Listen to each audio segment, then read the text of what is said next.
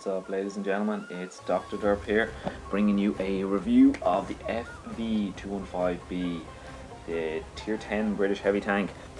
Probably one of my favourite tanks to play in the game. I wouldn't say I'm great at it now. Kind of averaging around the 53% mark, so it's pretty average. But the reason why I love it is it's totally different to any other heavy tank out there. Such a different gameplay from the Russian heavies in particular, which I find quite boring to play with. I'm going to show 4 replays. The first 2 are kind of just average enough games. Then I'm just going to let play in the background here. I just want to highlight there, I was going to the desert. I'm now coming back because my team are going into the town, and I think it's so important to stay together. So if there's a lesson to anyone who's watching this, stay with your team, particularly in supremacy battles. You don't want to get caught on your own or leaving your team a tank down. So I'm coming back into the town here. But again, the FV is a super tank. I find it just has such a high ceiling because of its excellent attributes in terms of the gun. So the gun is the highlight of this tank, in particular the DPM of the tank.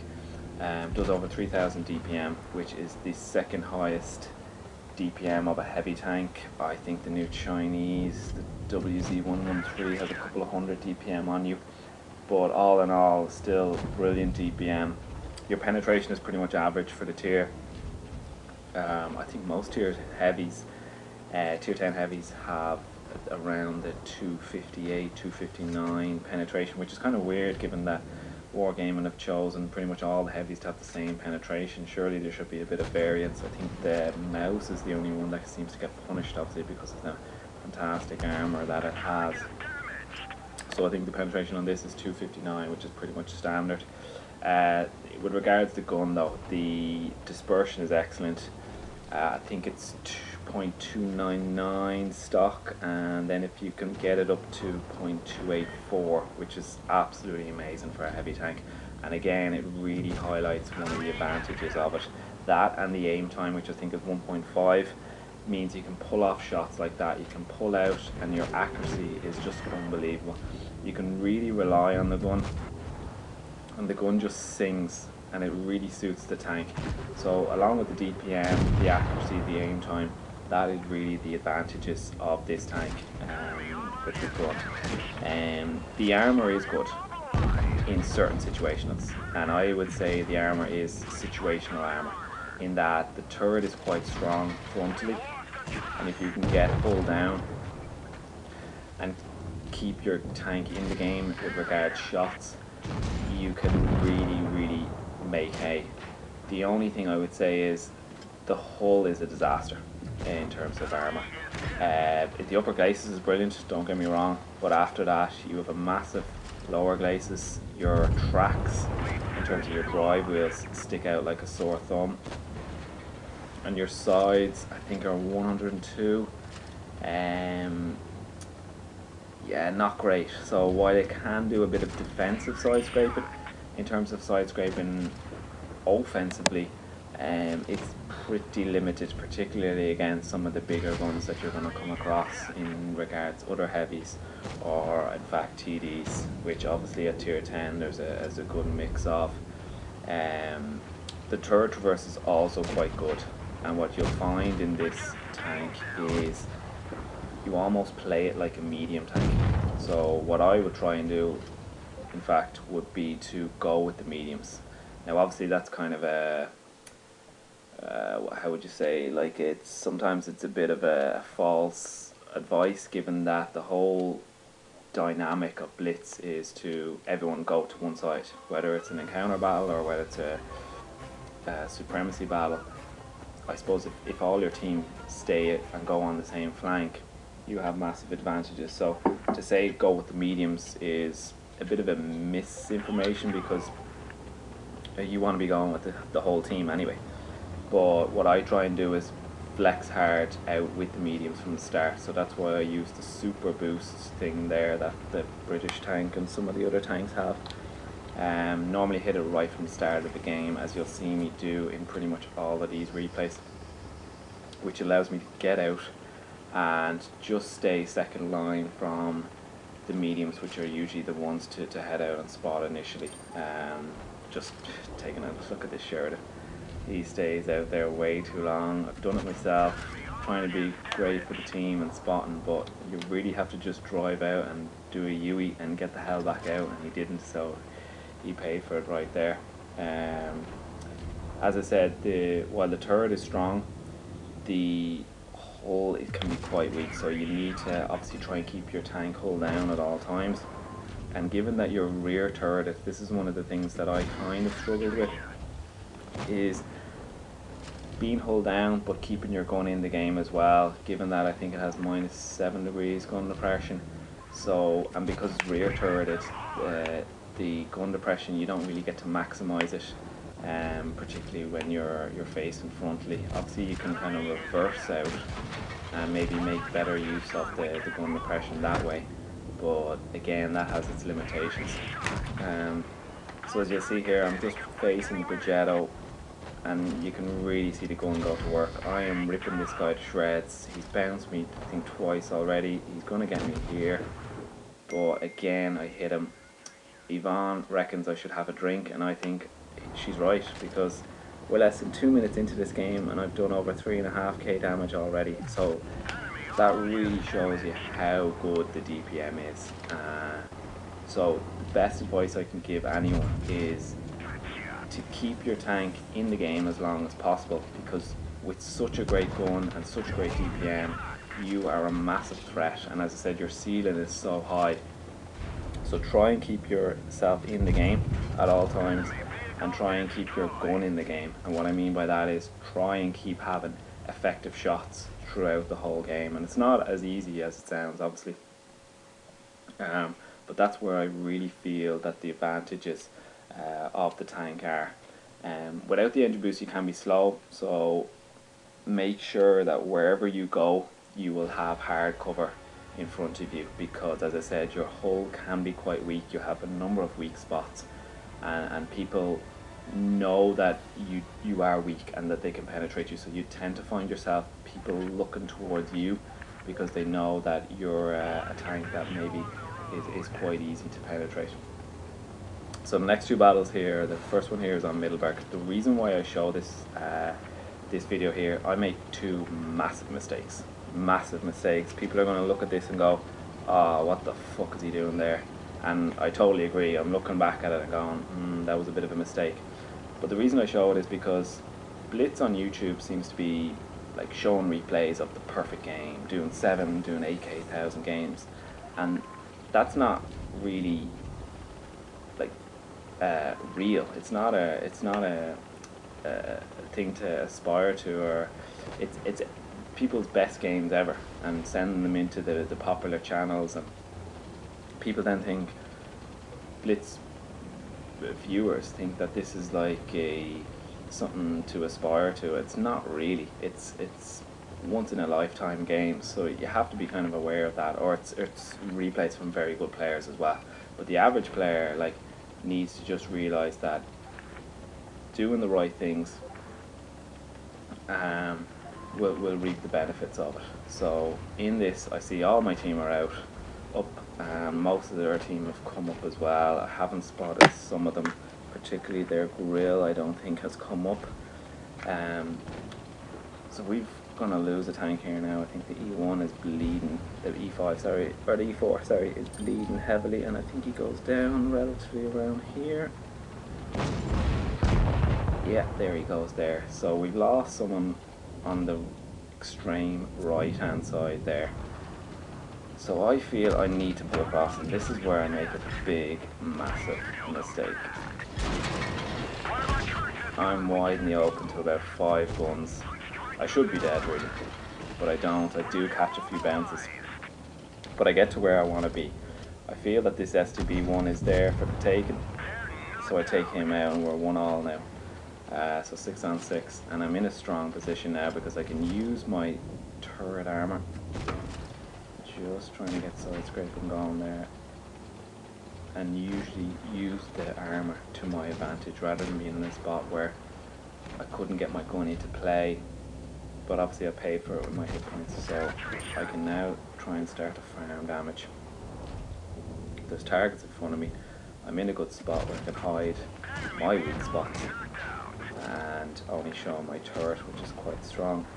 So the WZ120 now is going to make a play for me here, just before I get that shot on E5.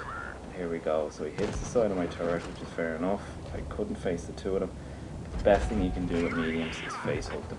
They don't have enough penetration to go through you. As I said, your upper glacis and your turret are quite strong. So face hug at all times, wait for their shot, and then back out if you need to get your gun impression in and hit their weak spots. So it's now 3 on a, now it was 3 on each, but it's now 2 on 3. So our K91 is going to push hard. He's fully reloaded, so he's got his clip in there. He's going to push hard on the E5, and who else is there? Oh, the AMX, yeah. So he's going to clip out the AMX here. But now he's in trouble because he's flexed very hard. So I go for the E5. Luckily he goes for me here, and even though my lower glacis is shown, he bounces off my upper glacis. So again, that just shows how strong it is, even though I was probably at a disadvantage in terms of my angles there. So I end up hitting him and he gets clipped out. I see the grill and he's on full health, and I'm thinking this is going to be tough. He clips out the K91 instead of me, so he must have felt that he was the better target to take out. So he disappears, I obviously disappear for him. I know he's coming up rather than coming across in town there, so I'm just waiting for, just in case, to reset my camo, because obviously I shot there just after him. And now I'm just going to pull out here and see if I can catch him coming across. So I'm just going to check a spot. Can't get it. Wait, he's just going to come here now. There he is. My HESH is loaded. I haven't even discussed HESH, but I'll talk about it now. So there's one. A low roll there though. I get the bounce and I'm going for the face hug, but I didn't realise he ran adrenaline, and I didn't notice that at all. That means he's got easy shot into my lower glacis and takes me out. So that's the second mistake I made there. I didn't spot it in time. If I spotted him that he'd run adrenaline, I probably would have stayed or to hold down. He probably would have been able to come over and get me anyway. I would have had to bounce at least one shot there. But anyway, back to the HESH. And on YouTube again, you'll see famous or more popular channels talk about HESH in terms of their British tanks and the mediums, the heavies, and obviously the 183, but obviously that's a kind of a different beast altogether. I feel like obviously the HESH is a great advantage. You've got twice as much penetration on your HE as other heavies, and while that's all great, I think some people rely on it heavily and will highlight the great rolls that they get. I think you can max roll at 600 on this tank, which is great, and it happens quite regularly. So do not be afraid to use the HESH, particularly against the sides of medium tanks, obviously the back of pretty much every tank except for the big maybe German heavies. But use it sparingly. Like, you have to guarantee the hit with HESH, and I think people, like a gambler almost, people highlight the great rolls that they get, but they hide the 100 rolls or the 200 rolls that they're getting. And I think I'd love to see the stats on the use of HESH. Given that I think overall I'd say it probably averages out the damage of an AP shell anyway that you'd get. So be cautious with your HESH is what I'm basically saying. So this is the last battle of the video here. Our motion has stayed up at the top, which I hate. I hate people who do that. You're going to get spotted, and then you're going to have 2 or 3 tanks looking at you. So get the hell down, especially when we realise no one was out in the desert. So I'm coming over to support him. I'm going to try and track this Leo, which I do. I'm hoping that people get shots over there, but they don't. So the Leo kind of catches a lucky break with that one. The motion is backing up, but I feel it's important now to push here hard because I want to keep spots. I've noticed that our grill and I think our Leo have made it over to the other side of the train, means they might have shots in over. So I need to spot for them. The motion isn't, and our E5 there was sitting up on a dune and got shot as well. So I'm going to have to do this for myself. Now the motion does end up pulling up and getting a few spots, but I feel I need to perma spot these lads. for our guys on the other side of the map to do well. They're unspotted because there's no one around them. So I need to make some hay for them. So really my goal here is just to keep everyone spotted. So there's 4 tanks, there's the 183, there's the 704, there's the IS8, and there's the E5 there. I think there's a Leo as well, but he's gone flexing to the other side. Our other lads are still unspotted over there on the side, so hopefully they can get shots. I don't think they are going to be able to. The motion then makes a rookie move there. Let's get out of there, but the 183 takes them out. So I'm on my own. I'm facing 4 tanks there. I'm hopeful that, as I said, I can at least keep them distracted, where the guys on our other side have a numerical advantage over the people who have tried to look after them on the reds. So I'm basically just being cautious, trying to get the, and look at that, a 930 bounce. I just love the sound of those bounces. Pew! Is there any sound better in the game? I think not. So he's already shot, so it allows me to take a shot on 704. He actually then starts shooting HE at me. He gets a 300 roll on me, which is actually fairly good. So I'm mindful of the IS8. I'm looking at the 704 and the IS8 here. Get another lovely shot again. The gun really singing for me here now. I'm thinking the 704 is going to push, but he doesn't. He's kind of just faking one way. The guys on the other side now have brought it back, so it's 6 on 6. And I'm just going to see if I can spot the 183. He's probably my danger for me. We've gone a tank up now at this stage. The E5 has buggered off to the other side. Our Leo goes down, so it's now 5 on 5. I miss a shot, bounce. I'm getting some amount of bounces, so the 704 is on a reload, so I can get a chance to hit into the IS8. I still don't see the 183, I don't know where he's gone. And finally our back chat starts making a move, but I make a stupid mistake because I shot there knowing that the back chat was going to take him out, so I probably wasted a shot there. Straight into the IS8. The back chat's probably going to sort him out, so I'm going to see if I can look across here. Bounce off the back of the T62A. The E5 then catches me out. I'm thinking, gonna do it here, at least get him here. Oh no, bounce off the arse of him again. So that's twice off the back of the T62A. After singing the praises of the gun, lets me down there, but I'm going to see if I can get a few shots here as they come over to clear our E5, and they do, so it's 2 on 3. The back chat's getting shots in, and he eventually takes out their E5, so it's 2 on 2. We're in a solid position. We haven't bled too much hit points, and the back chat hasn't bled too much hit points. Their E100 is about half health, but obviously with an E100, half health is still a significant amount of hit points, which again is one of the disadvantage of this tank. You're the lowest hit point heavy tank in the game. Obviously with the hit point buff that the heavies got, this tank was just left behind. It got a nerf the patch before the buff, bringing it down to 2000, and then with the hit point buff they just brought it back up to its original 2100, which I think is poor. I'd really like this to have maybe 2200, 2300 at least, kind of like the E5 I think has, and 1 or 2 of the other heavy tanks have. I don't know why it gets disadvantaged or punished. So the E100 is looking there. I'm seeing I can get a shot in before he goes for our bat chat. I'm trying to help the bat chat, but I realise I'm going to have to take on this T62A. So the important thing is just to stop him CODing me. Turtleverse is quite good on this tank, so you'll find that mediums won't be able to COD you. And now once I have him in front of me, he's already dead. He doesn't know it probably, but there's no way he's going to be able to penetrate me successfully numerous times. He then starts panicking, he's hitting buildings. It's now 1-on-1. The Batcha and Barnes put in a Trojan work, but went down eventually. I hit the power boost, switched to APCR, and clear the E100.